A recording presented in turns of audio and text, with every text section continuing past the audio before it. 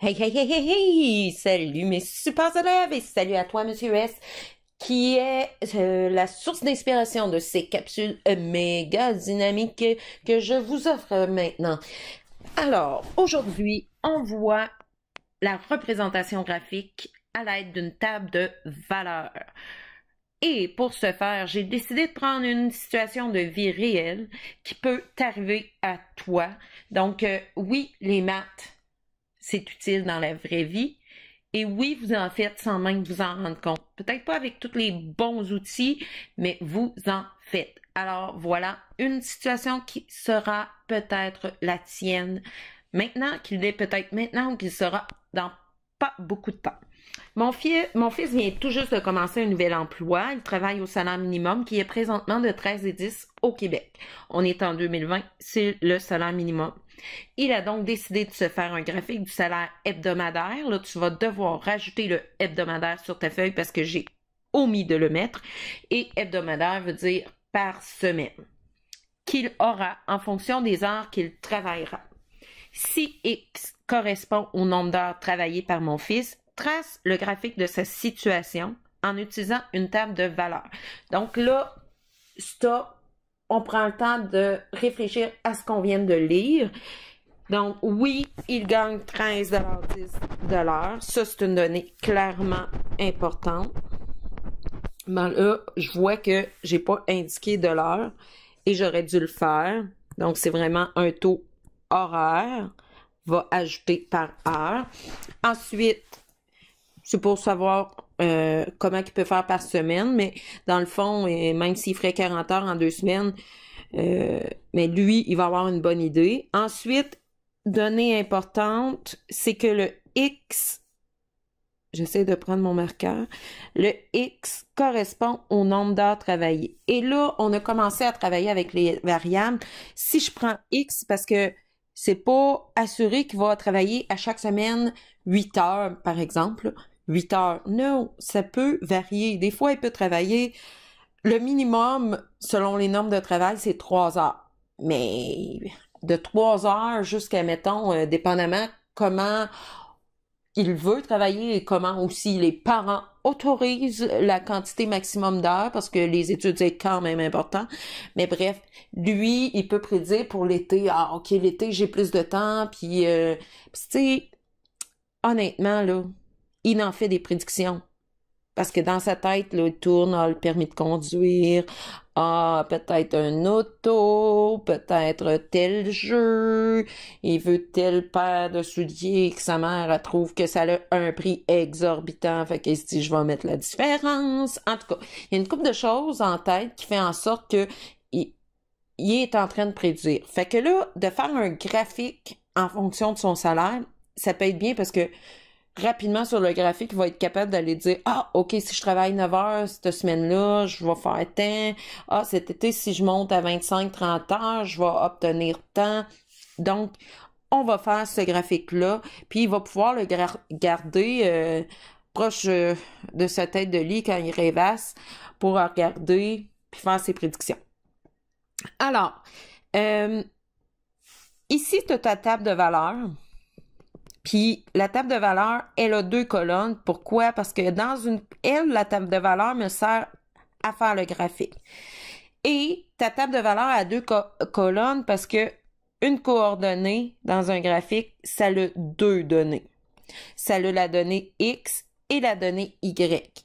Et je sais pas si tu te souviens du petit truc que je t'ai donné, mais pour te souvenir que c'est X en premier puis Y, ben t'as juste à penser à l'alphabet X, Y, Z, C, A, B, C, D, E, F, G, H, I, J, K, L, M, N, Q, R, S, T, V, W, X, Y, Z.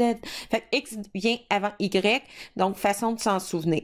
L'autre chose, sur les axes du graphique, moi, ce que je dis, j'aime bien, c'est que le Y, si tu vois, il y a une barre verticale dedans.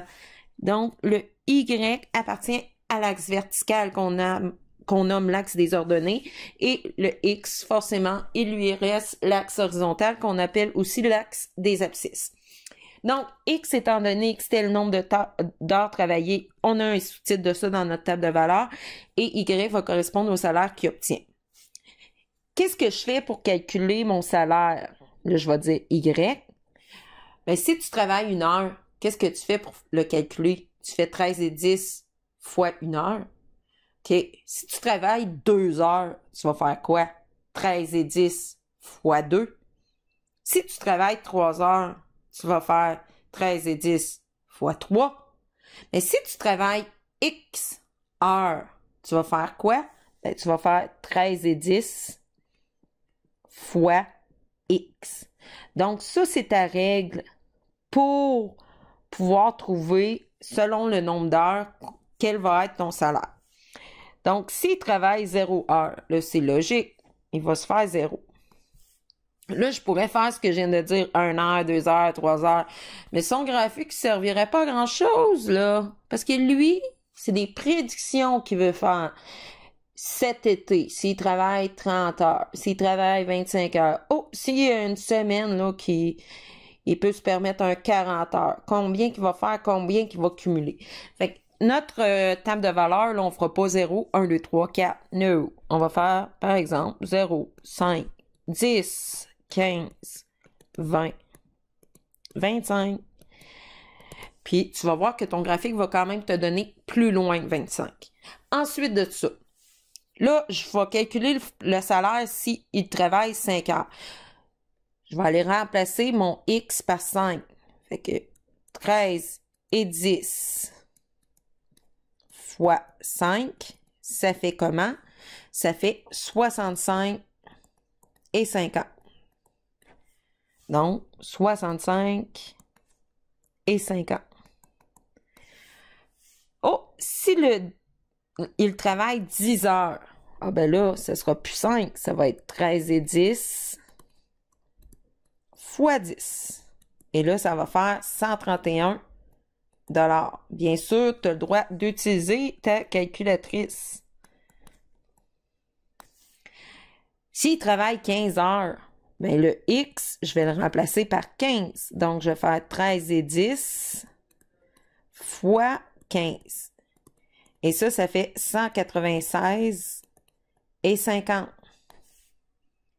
S'il travaille, je vais aller le noter. S'il travaille 20 heures, ça va faire 13 et 10, fois 20, qui fait 262. Je pense à toi, Monsieur S. Je commence à perdre un petit peu d'entrain, 262 $. Et s'il travaille 25 heures, 13 et 10 fois 25 heures, ça va me faire 327 et 50. 50. Parfait. Faut que j'aille mettre ça dans mon graphique. Puis là, tu regardes ça, puis tu dis, oh, non, ça sera pas des nombres faciles à mettre dans le graphique, il y a des nombres à virgule, c'est pas des beaux chiffrons. Ben non. Puis j'aurais dû, peut-être, pour la première fois que tu fais un graphique. Puis en même temps, je me suis dit, non, pourquoi je ferais ça? C'est pas la vraie vie de dire, il gagne 10 piastres ronds de l'heure. Non! Il gagne 13 et 10 de l'heure, puis ça, tu peux le gagner toi. Fait que les nombres à virgule, ça s'utilise, puis des chiffres, c'est pas grave si c'est pas rond, on est capable d'aller les placer quand même dans un graphique. On va le faire ensemble. Là, il faut trouver comment faire nos bons. Donc, comment aller graduer nos axes. Puis avant de faire ça, on va aller mettre nos titres. Parce que souvent, on oublie de le faire. Mais c'est important de mettre des titres quand on fait des graphiques. Souvent, on va utiliser ça en sciences. Tu sais, mon fils, là, peut-être qu'il s'en fait plein de graphiques. Bon, honnêtement, non, mais ça peut arriver. Puis, s'il sait plus, c'était à quoi ce graphique-là, pourquoi je l'ai fait, il n'y a pas de titre. Mais s'il y a un titre, il va vite le retrouver. Puis peut-être qu'à un moment donné, il va avoir gardé cette feuille-là, ce graphique-là dans un de ses tiroirs, puis que sa mère va avoir laissé dans ses paquets, puis quand il va fouiller dans 20 ans, 30 ans, 40 ans, il va partir à rire, puis il va dire « Ah! C'est le graphique du salaire en 2020 quand j'ai eu ma première job. » Ça va peut-être le faire rire, puis ça va y remonter des petits souvenirs. Fait qu'un graphique, on sait pas quand on va le réutiliser, puis quand on va le regarder ou qui va le regarder, faut qu'on mette un titre pour avoir le sujet. Donc, salaire en 2020 en fonction des heures travaillées.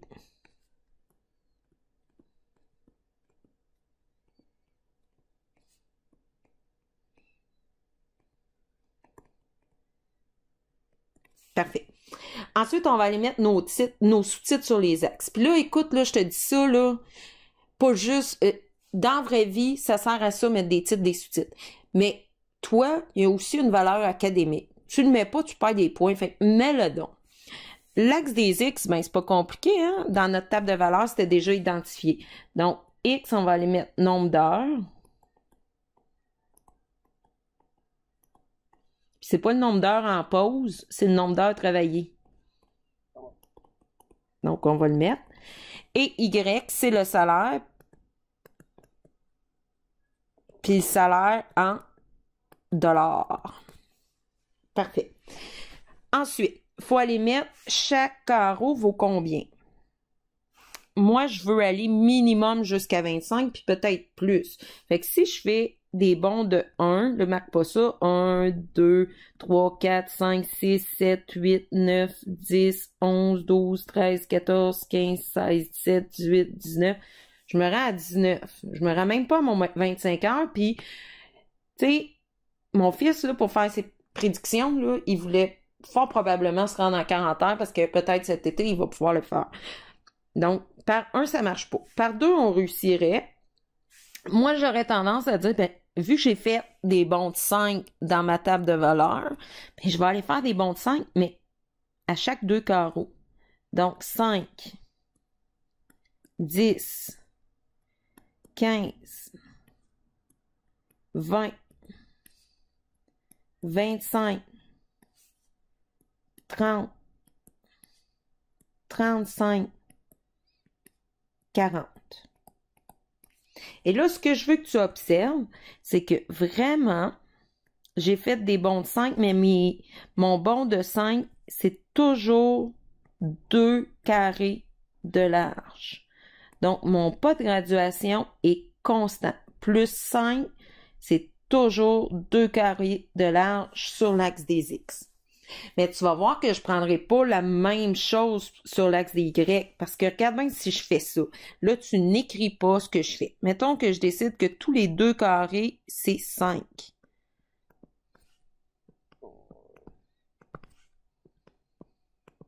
OK. Ben, 5 heures, je gagne 65 et 50. C'est ça que ça me dit dans la table de valeur. Là, je me rends même pas à 20 $. Ça va pas bien, je suis pas capable de mettre aucun point. Donc, l'axe des X et l'axe des Y n'ont pas à être gradués de la même façon. Donc là, on voit que tous les 2 carrés, si je fais 100, 200, 300, 400, oups, ça aurait du bon sens parce que pour 25 heures, je gagne 327 et 50. Moi, je vais aller chercher mes 50.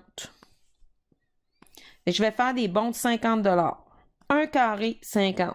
Au deuxième, ça va être 100. Fait que plus 50, 150, 200. Donc, à chaque petite barre, je fais un bon de 50.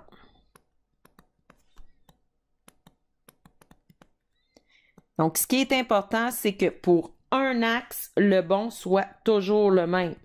Fait qu'ici, mon bon pour 1 carré, c'est plus 50. Plus 50. Plus 50. Plus 50.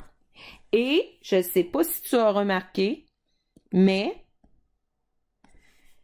mes pas de graduation, je les ai dans les deux cas, pour l'axe des X et pour l'axe des Y. Je peux apprendre à mieux vous comprendre si je me familiarise avec... Corona voulait me parler. Donc, je les ai partis à l'origine à 0, 0. Je vais donc faire mes traits. 0, 0, ça c'est si je travaille aucune heure. Ensuite, si je travaille 5 heures, 65 et 50. Je pars, je monte, puis là tu vas me dire 65 et 50, j'ai pas ça. Mais non, t'as pas ça, mais c'est pas grave. Tu sais que 65 et 50, c'est entre 50 et 100. Tu sais qu'entre 50 et 100, en plein milieu, c'est 75. Fait que 65 va être un petit peu plus bas que ça, et 50, il va être à peu près ici. OK. J'ai 131 pour 10 heures de travail. Bon, 10 heures. Là, j'arrive à 100. 131, c'est entre 100 et 150. Le plein milieu, c'est 125. Fait que 131 va être un petit peu au-dessus du milieu, ici. C'est bon. Ensuite, j'ai 15 heures, 196,50. On s'entend-tu que le 15 heures, il est proche du 200 $? Merveilleux. J'ai 20 heures, 262. Bon, 262, c'est entre 250 et 300. Puis c'est plus proche du 250. Il va être à peu près ici. Et finalement, j'ai 25 heures à 327,50. C'est pas mal proche de 325. Fait que 325, c'est en plein milieu de 300 puis 350. Fait qu'il est ici. Fait que 327,50. Voilà. Je sais pas pour toi, mais moi, quand je regarde tous mes points, je m'aperçois que je peux faire une belle droite, une belle ligne avec ça, si je l'ai dans ma règle. Puis là, ben non, c'est pas parfait. Sais-tu pourquoi que c'est pas parfait? Parce que on est allé en essayant le plus possible de les mettre au bon endroit, mais c'était parfois difficile, hein? Parce que c'est pas exact. Mais regarde bien, mais que je fasse ma ligne, là. On va voir qu'on n'était pas pire pantoute. Donc, il y a le premier point qu'on a mis un petit peu décalé, mais je trouve que pour avoir un graphique qui n'est pas tout à fait exact, c'est très bien. À quoi ça sert? Pourquoi j'ai fait une ligne? Parce que mon fils ne travaillera pas nécessairement juste 5 heures, juste 10 heures, juste 15 heures, non. Ça se peut qu'il travaille des fois 12h30. 12h30, c'est ici. Et s'il travaille 12h30, il va gagner un peu plus de 50 $. 150 $, je m'excuse. On le vérifie. Alors, prends ta calculatrice et fais 13 et 10 fois 12h30, 12,5. Ça me fait 163,75. Et moi, je t'ai dit qu'il gagnerait un peu plus que 150. Fait qu'il l'a. Mettons cet été qu'il travaille 30 heures. Bon, on monte. 30 heures. C'est là.